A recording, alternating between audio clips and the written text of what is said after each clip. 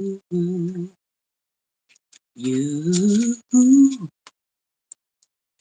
Good morning, good morning to you and many more. Well, good morning and welcome to Daring Dialogues. I'm your host today, Shante Charles. We have half the time today, so I want to hop right into our topics. We are reading, starting today, we're reading this one first today, reparations. And then we're going to move into the spirit of justice. So I hope that you're having a great and wonderful day.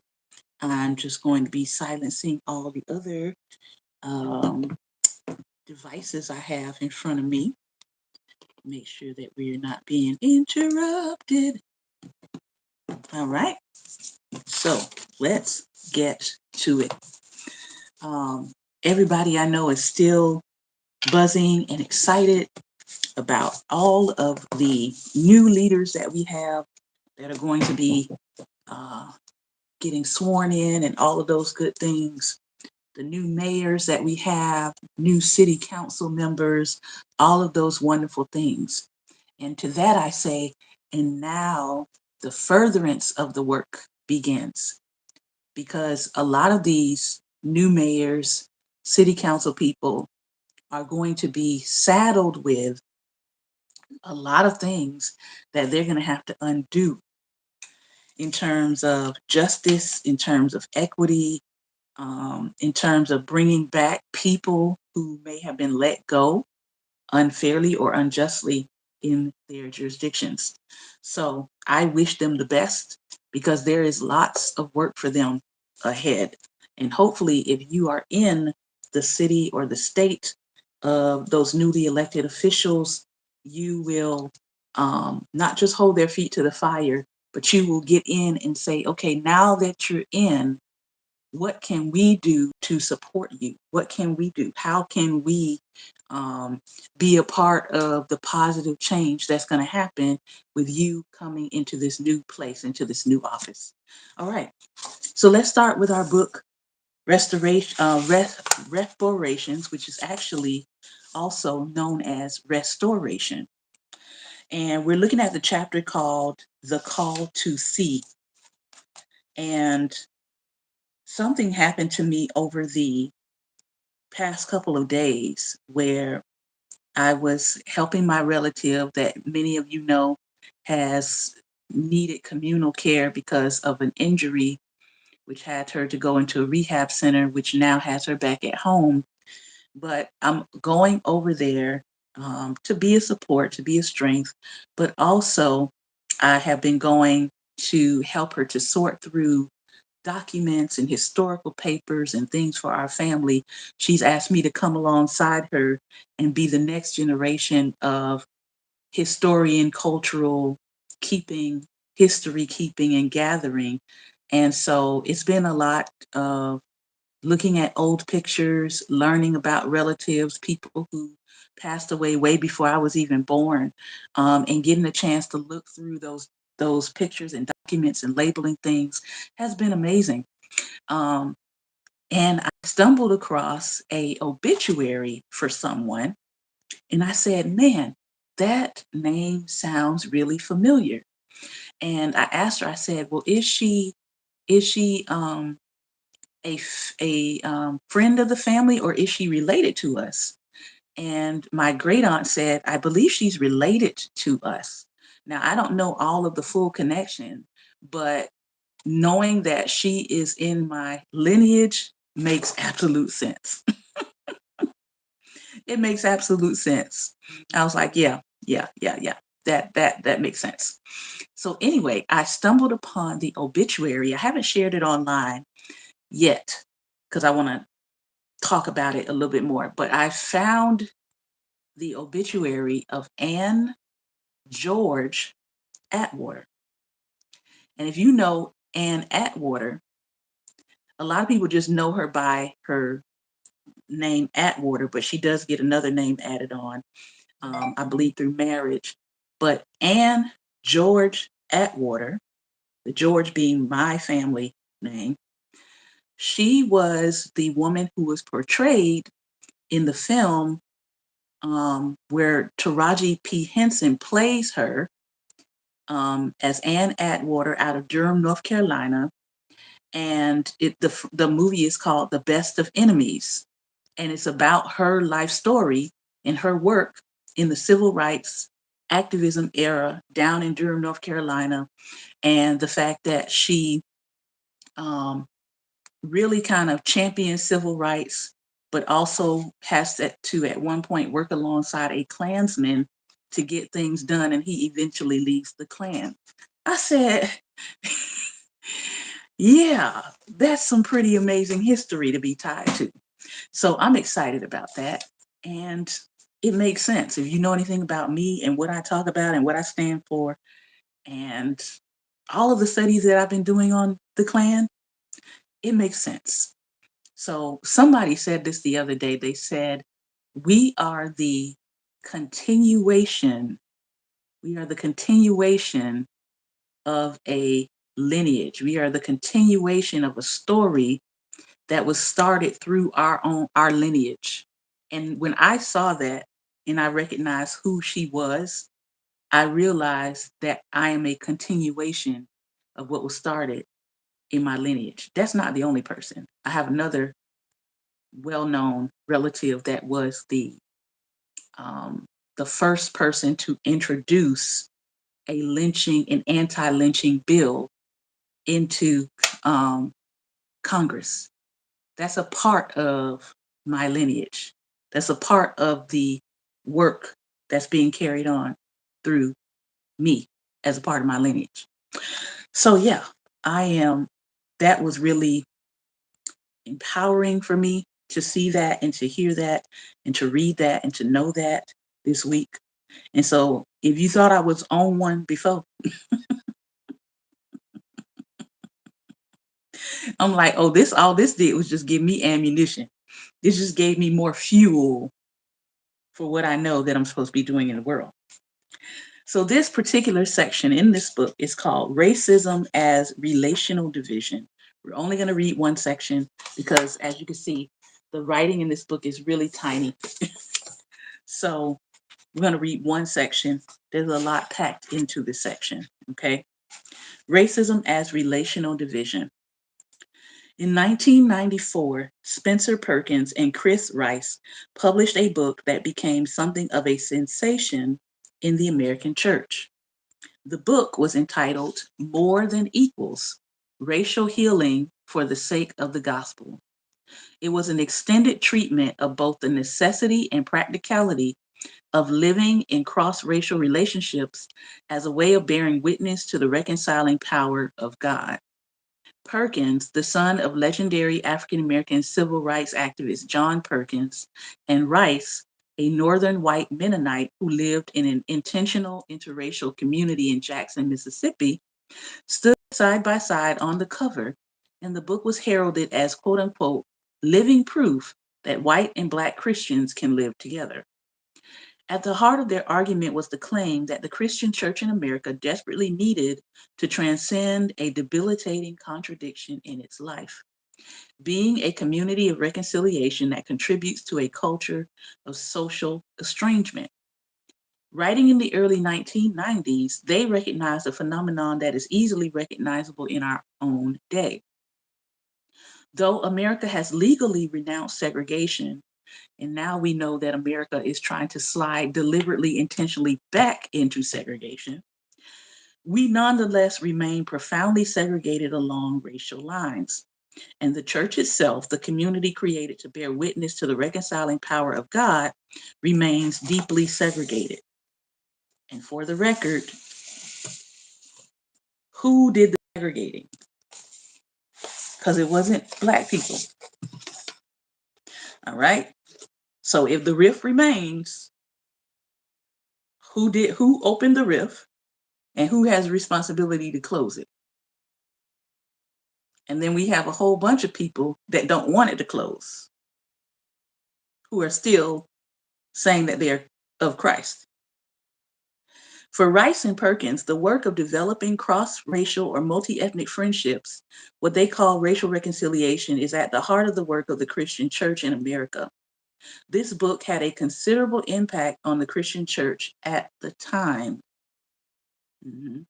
Membership grew tremendously in the Christian Community Development Association, a Christian ministry founded by John Perkins and devoted to the work of racial reconciliation. Duke Divinity School created a center for reconciliation led by Perkins and Rice to train pastors and congregants in the work of reconciliation. In communities across America, deliberately multi-ethnic churches began to emerge to embody and bear witness to the reconciling power of God. And in our own time, this work of raising up multiracial Christian communities continues to grow.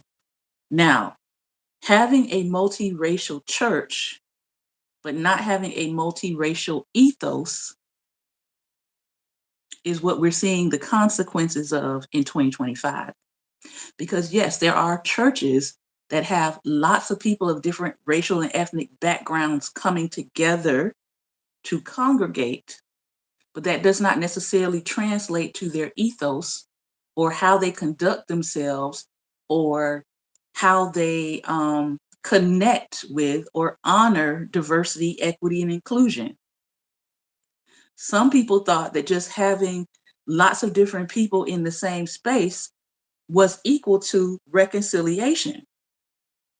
And what we're finding now, and what many have found, and some people have left those spaces, is that just because I was seated next to you doesn't mean that you actually had my best interests at heart. Doesn't mean that you sympathize with me or empathize with me. Doesn't mean that you saw me as a whole person. Doesn't mean that you actually believe that I was going to be in the same heaven as you. And so even though they had this model and people were training on this, um, introducing reconciliation without introducing reckoning with the past, we're seeing the fallout of that now. Because there were a lot of people that pushed racial reconciliation, but they didn't talk about the reckoning that needed to happen. And so lots of people sat quietly on their bigotry. Mhm. Because as long as I'll let you come and sit with me, I'll let you come and sit in my congregation, like one white Christian nationalist pastor said recently, they can come, they can come and sit amongst us, but giving them any leadership role? Absolutely not. He went on to say that Black Christians or Black people were inherently criminal. And unfortunately, that mindset wasn't just him. He just said it out loud. So you had a whole several decades of people with that same kind of mentality, either running churches or sitting amongst people in multiracial churches. And so what we're seeing now is what has been under the surface. He says here, embedded in More Than Equals in the various endeavors to which it gave rise is a particular way of seeing American racism. They describe American racism not primarily in terms of personal prejudice, but in terms of relational division, and rightly so. This is surely part of our racial inheritance. It could hardly be otherwise. From the very beginning, American culture was both rooted in and dependent on a form of racial distance between white Europeans and the Africans they enslaved. Over time, as Americans chose to become more dependent on slave labor, this division was formalized into highly choreographed rituals of intimacy and distance that characterized the system of slavery that persisted in America from the early 17th to mid 19th century. I like to say that what you saw in this highly systematized system of enslavement was you saw a literal working of the mental gymnastics that these people were having to make to continue a practice that dehumanized people on one end so that they could keep their bodies enslaved, so that they could use them as cash capital and credits, they had to do mental gymnastics for that, while at the same time attempting to say that this person is my Christian brother or my Christian sister. How are they your Christian brother and sister, and yet you're trying to own them and label them as a non-person or a non-human being? You have to do lots of mental gymnastics for that. You got to be in some serious denial about man stealing, about human trafficking, in order to continue into this practice while still saying that you are a Christian. Those are my words, not the book's. Okay. For a brief moment in the mid 19th century, emancipation and the process of Reconstruction offered the promise of a different sort of America, but it was not to be. Even the most sweeping legislative changes were ultimately powerless to overcome America's racial division. This division was so deeply entrenched that many Americans, both Black and white, believed that the only possibility for Black freedom lay in colonization, sending African Americans back to Africa. In the face of the abandonment of Reconstruction and the failure of various colonization movements, Americans, especially though not exclusively in the South, inaugurated a new era of racial division by means of the Black codes, and in time, the Jim Crow system of segregation. So we get Black codes because it doesn't work out to send us back to Africa. Some people go back, and that's a whole other session for another time, because when they go back, those Africans that go back apparently, or it is alleged, that they began to use the same colonization practices that was used on them. They began to use it on the natives in Liberia. And to this day, from my understanding, there's still class divisions around that. But because this doesn't work out, because this back to Africa, send all those Negroes back doesn't work, at the time, they institute Black codes. Because now we've got to figure out, as one person calls it, the quote unquote Negro problem. We've got to figure out what to do with all of these free Negroes. And they're still in 2025 trying to figure out what to do with free Negroes in America. Yeah, we're still there. All right. So Black codes, peonage, Jim Crow system of segregation. Now you're finding people being arbitrarily targeted to be brought back into a form of servitude through the prison system. Okay, that's what happens. These Negroes are free. We don't know what to do with most of them, but if we can create policies that brings them back under enslavement, then we'll know what to do with them. And so since the Black codes up until now, you've had generations of people literally running for their lives, trying to escape all of the policies that want to bring you back into a system of enslavement. So no, there's not ever a day in America where you don't have to worry about slave catching. Because most of the policies in America are centered around bringing Black people back into enslavement by means of the penal system. Yeah. So you grow up learning from a very early age, whatever you do, stay out of trouble. And even in sometimes your best efforts of staying out of trouble, sometimes trouble still finds you. And sometimes trouble is concocted for you. Hence all of the Black people that have been unjustly accused and innocently convicted and sentenced for things they did not do. Back to the reading. The comprehensive system of racial apartheid enshrined the principle of racial division in virtually every area of American life: families, schools, businesses, hospitals, political institutions, and even the church itself. And the effects of this system are broadly visible among us today. What is to be done in the face of this relational division? With surprising consistency, an answer to this question has emerged again and again across American history. The healing of American racism requires the deliberate cultivation of integrated communities. And I'm going to say the deliberate reckoning of what was done wrong. Indeed, the Revolutionary Era movements for abolition to 19th century radical movements to 20th century civil rights campaigns to the 21st century movement to birth multi-ethnic churches, the impulse has been the same. We can overcome racism by closing the relational divisions between white and Black Americans.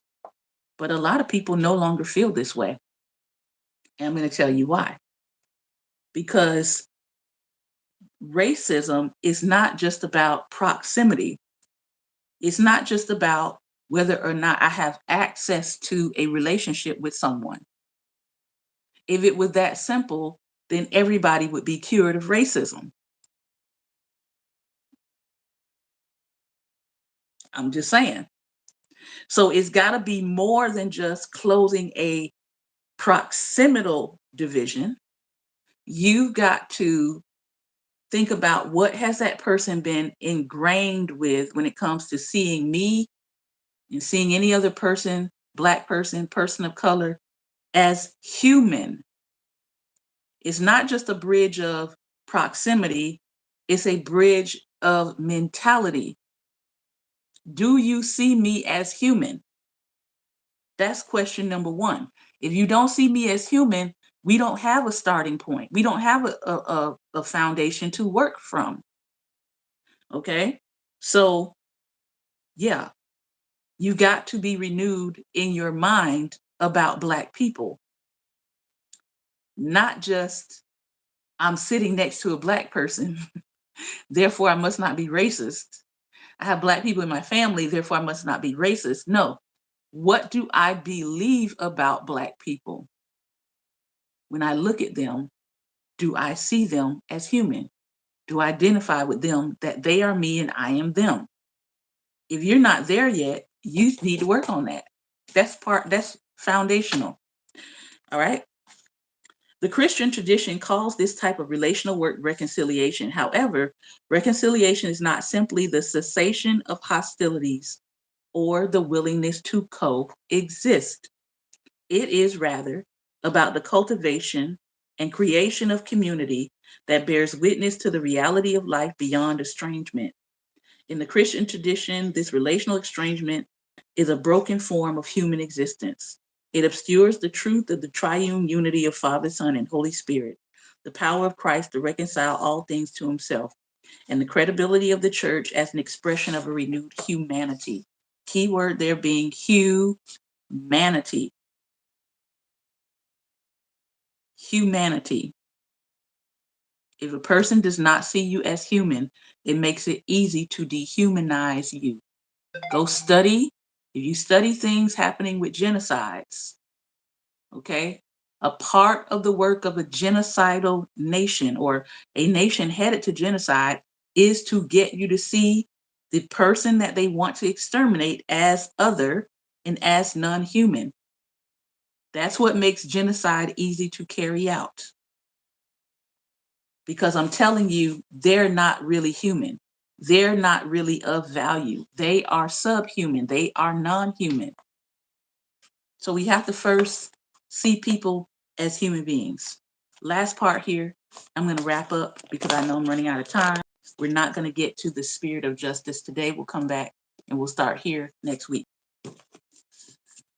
From the earliest days of the Christian church, the law of love has required Christians not simply to repent of their personal prejudice, but also to labor toward relational reconciliation, to live lives not of exclusion, but of embrace. In the past several years, we've seen this work of embrace taking shape in Christian communities around the country, and we continue to labor toward it, however falteringly in our own lives.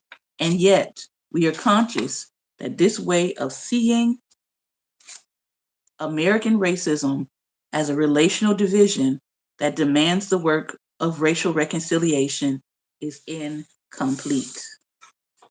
Now, you know when they wrote this book, because I want to be clear, these people had a very clear idea of what needed to happen. This book was written 1 year after the George Floyd incident. So that's 2021. Here we are 4 years later, and many people who would have read this book, who would have said, you know, we need change, we need to do this, we need to reconcile, those same people are now heading backwards. Because that's what happens when you are confronted with the truth, when you are called to reckon with the past, and rather than reckoning with the past, you double down on silencing it. You go off into what we might call a reprobate mind.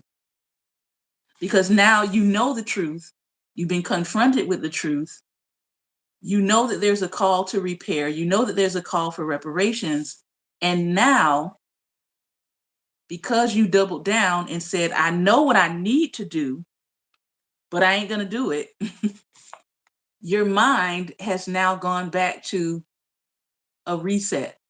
And we see the reset. There are a lot of people right now who are like, I can't believe this is happening. I can't believe my pastor is doing X, Y, and Z. I can't believe this person is supporting this administration. I can't believe this person is in the White House singing songs while people are being abused and detained and deported.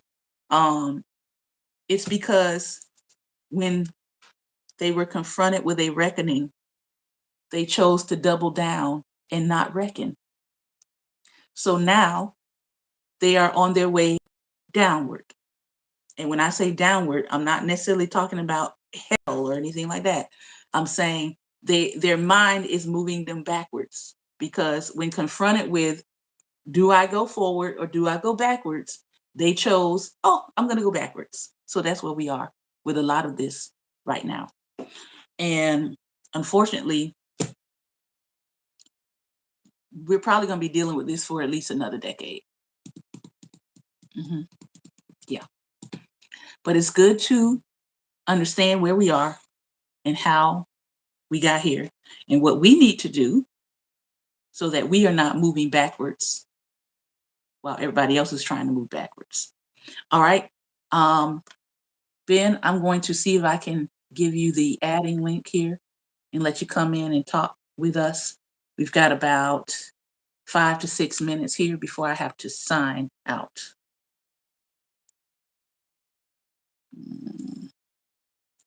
All right, hold on. All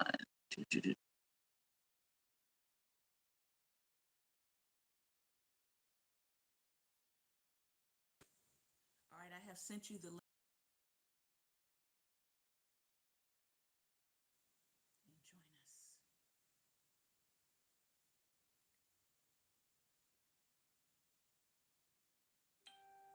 I'm putting my timer on.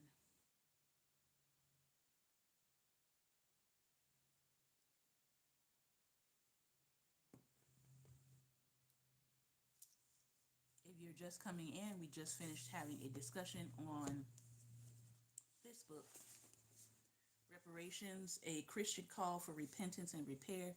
And we're going to talk about what happens when Christians are called to reckon and they choose to miss the window of reckoning, and what happens when they go the opposite way. I just clicked add. I'm not sure what it's doing. Are you here? Are you here? Hello?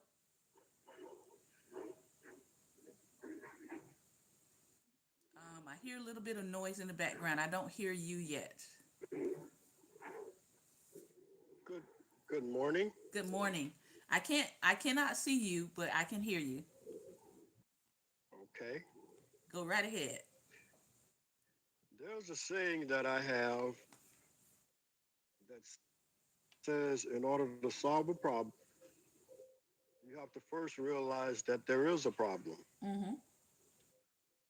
And then when you realize what the problem is, you have to admit the problem and work to solve that problem.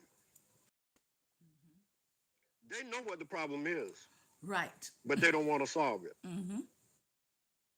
That's it. Mm-hmm. That's where we are. Decided, listen, we want to go back. Mm-hmm. We want to make America great again, which meant going back to Jim Crow, Mm-hmm. going back to slavery, as you said, through the prison system. Yep. See, and we got all these farmers that voted against themselves. They voted for their interests Mm-hmm. because their interest was whiteness, Mm-hmm. but they voted against themselves. Mm-hmm. They actually voted to lose their farms They sure did. because we weren't going back out there. And somehow, Somehow, when when this this guy guy was was talking talking about about this, this, the the taking taking black black jobs, jobs, it it probably probably registered in registered their in their mind was, mind was, oh, oh, black black people are people are going to going to come come back and back and work work for for us. us. Not, Not, here's the here's the problem. problem. Y'all Y'all didn't didn't come come talk to talk the to the black black people. people. Just like Just like y'all didn't y'all go didn't talk go to talk to Mexico Mexico when this when same this same person said person he's said going to he's going build to a build a wall and wall and Mexico's going to Mexico's pay going to pay for it. for it. Mm-hmm. How did that work out? It didn't. See, you're You're going going on on what what some some racist, racist, dim-witted person is dim-witted saying, person is saying, and you want it to and happen you want it to anyway, happen anyway, so you don't so you question it. don't question it. What does that say What does that about say you? about you? It doesn't It speak doesn't good speak things good things about you about you at at all. all. So So that's that's where where we we are. are. Farmers are Farmers are losing their losing their farms. farms. And out America, let's talk about Let's talk America about America first. first. How are our How are our farmers losing farmers their losing their jobs, jobs, losing their losing their farms? farms? Our Our beef beef farmers farmers are losing losing everything, everything, but he's but going to he's be going to be importing beef importing from beef another from another country. country. Oh, Oh, that's what that's what America America first first means. means.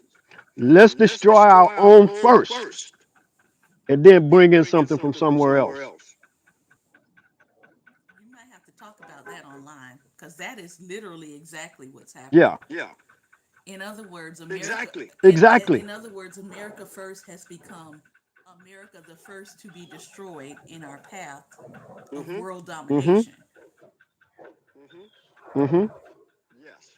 Because So, from my understanding, it is also being reported that the I think the vice president is trying to buy up people's farms out from under yep, them. yep. Yep. So you're setting the conditions for them to lose their farms and you're stealing their land as a result. Wouldn't that be Wouldn't that be considered considered capitalism? capitalism? I consider it diabolical. Yes, Yes, yes. yes. Well, that's what Well, that's what capitalism is capitalism is. I mean, when you it's think it's about it. almost It's diabolical diabolical. that you voted yourself out of your land. Mm-hmm. You were so afraid of an external enemy coming in and invading you that they used your obsession and love for whiteness to do the very thing that you were Mm-hmm. looking for someone else to do to you. Mm-hmm. Almost like where the person points and says, "Oh my God, look at that!" And while you looking at that, they stealing everything from under you. That is what is happening Yep. to white America.